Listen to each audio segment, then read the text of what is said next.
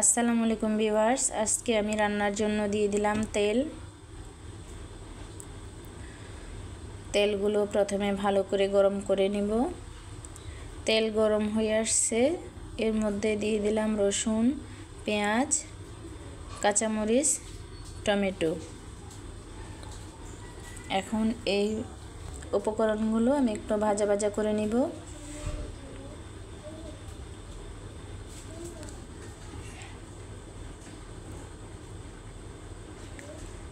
পেঁয়াজগুলো আমার একটু কালারটা চেঞ্জ হয়ে আসছে, আর একটু করে ভাজবো।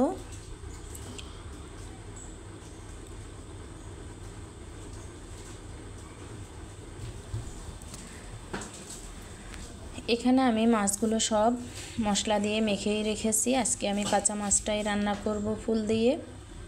এই যে মাছগুলো দিয়ে দিলাম, এখন দিয়ে দিলাম ঢাকনা। এই যে মাছগুলো কষানো হয়ে গেছে, এর মধ্যে দিয়ে দিলাম আমি ফুলগুলো দিয়ে আমি ঢাকনা দিয়ে ঢেকে দিলাম।